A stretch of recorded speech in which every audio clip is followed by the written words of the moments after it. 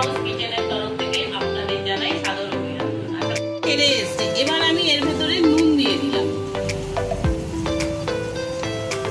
বাটি ধোয়া এই জলটা আমি দিয়ে দিলাম, দিয়ে এবারে আমি শুক্লা রে হাউস কিচেনের তরফ থেকে আপনাদের জানাই সাদর অভিনন্দন। আশা করি আপনারা ভালো আছেন, আমিও ভালো আছি। আমি আজকে আপনাদের একটি রান্না দেখাবো, যেটা হলো পেঁপে। পেঁপে এমনই জিনিস, পেঁপেটা অনেকেই খেতে চায় না, তাই একটা অন্যরকম ভাবে আমি পেঁপে রেসিপি দেখাচ্ছি। দেখুন আপনাদের ভালো লাগে কিনা। এর জন্য আমি দেখুন পেঁপে আর আলু ছোট ছোট ডুমো ডুমো করে কেটে নিয়েছি। আর অল্প একটুখানি আমি সোয়াবিন নিয়েছি। আর এছাড়া যেটা লাগছে, ডাবের একটু নরম শাঁস নিয়েছি, আর কাজু কিশমিশ একটু নিয়েছি। এছাড়া লাগছে আমার একটু নারকেল কোড়া। এটাকে এখানে আদা, জিরে, কাঁচা লঙ্কা একসঙ্গে আমি বেটে রেখেছি।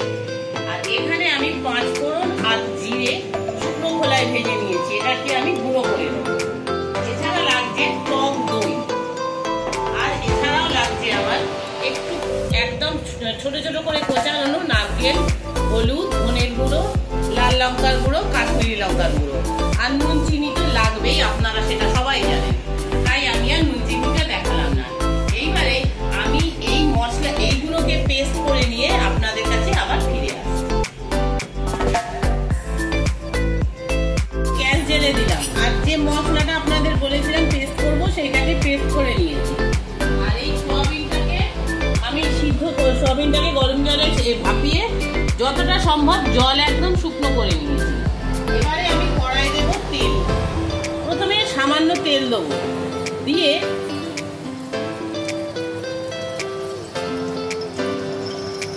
এই পেঁপেটাকে আর আলুটাকে একটু ভেজে একটু ভাজা ভাজা করে নেব।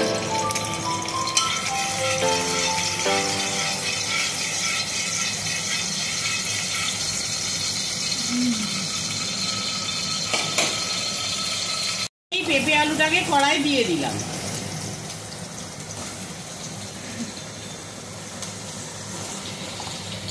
আমার পেঁপে আলুগুলোর গায়ে একটু রং এসে গেছে। এবারে আমি এই সেদ্ধ করা সোয়াবিনটা অল্প যেটা আছে এটাও একটু দিয়ে এর মধ্যে ভাজা ভাজা করে নেব। এগুলো ভাজা ভাজা সব হয়ে গেছে।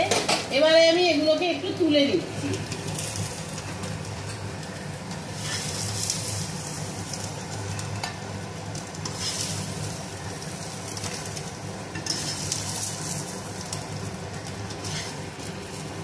আমি কড়াই আবার একটু তেল দিলাম,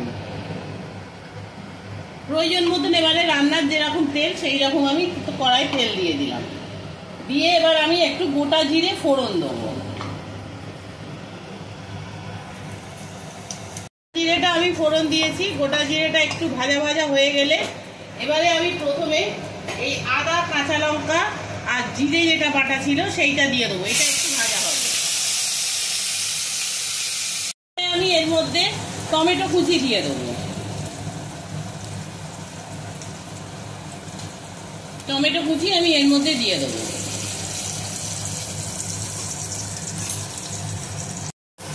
দেখুন আমার টমেটোটা নরম হয়ে গেছে। এবারে তরকারিটাতে রং আসার জন্য আমি প্রথমে তেলের ওপরে সামান্য একটু চিনি দিয়ে দিলাম, আর একটু কাশ্মীরি লঙ্কার গুঁড়ো দিয়ে দিলাম তরকারিটাতে রং আনার জন্য।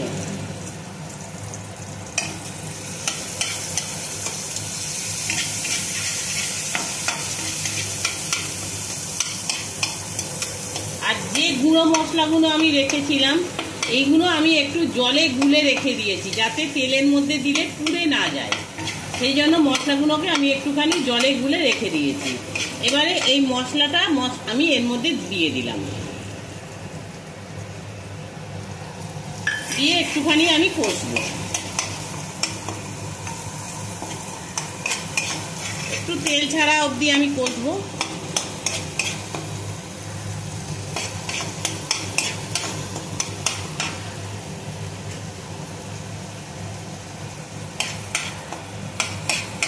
ছেড়ে এসছে। এবার আমি এর ভেতরে নুন দিয়ে দিলাম।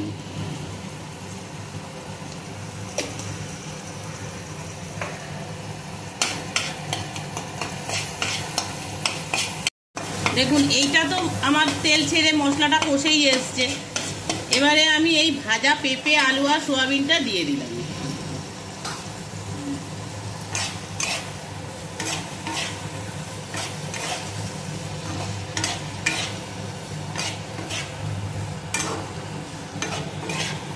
আর একটু কাশ্মীরি লঙ্কার গুঁড়ো এর মধ্যে দিয়ে দিলাম।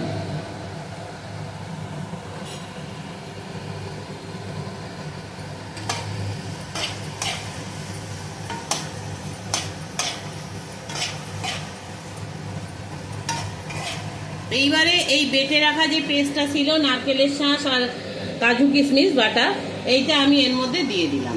দইয়ের সঙ্গে, যেটাকে আমি একসঙ্গে ফেটিয়ে রেখেছি, পেস্ট করে রেখেছিলাম।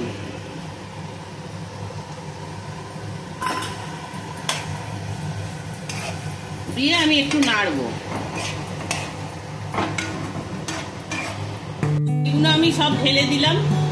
দিয়ে এবারে আমি এই মশলার বাটি ধোয়া যে জলটা, এটাও আমি দিয়ে দেবো।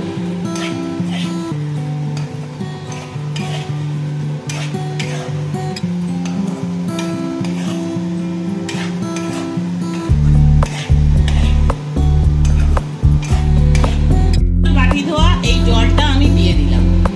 দিয়ে এবারে সেদ্ধ হওয়া অবধি আমি একটু অপেক্ষা করব।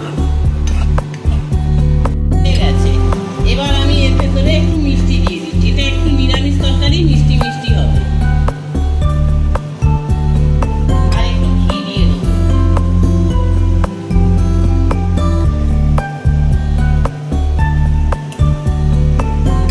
আর একটু গরম মশলা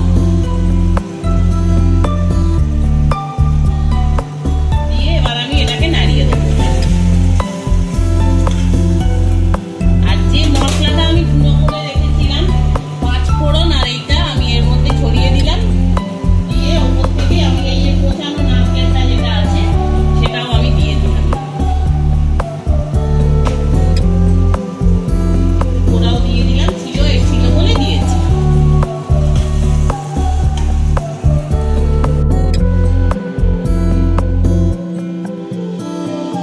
দেখুন আমার এটা হয়ে গেছে। আমার এই তরকারিটা হয়ে গেছে। এটার নাম আমি দিয়েছি পেঁপের মালাইকারি। যদি আমার কিছু ভুল হয়ে থাকে নামটা আপনারা একটু বলে দেবেন। এবারে আমি টেস্ট করে দেখছি কিরকম।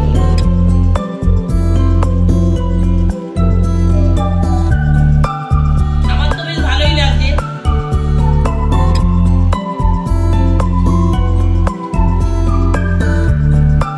আমার তো বেশ ভালোই লাগলো। এবার আপনারা করবেন, করে খেয়ে দেখবেন কিরকম লাগলো। যদি ভালো লাগে চ্যানেলটা একটা লাইক দেবেন, প্রচুর প্রচুর শেয়ার করবেন, আর কমেন্টস করে জানাবেন আপনাদের নিজস্ব মতামত। যদি আপনারা এটা যদি প্রচুর শেয়ার করেন, লাইক করলে, তাহলে আমি আরো চ্যানেলটাকে এগিয়ে নিয়ে যেতে পারবো। আপনারা সবাই ভালো থাকবেন, সুস্থ থাকবেন, এই বলে আমি শেষ করি।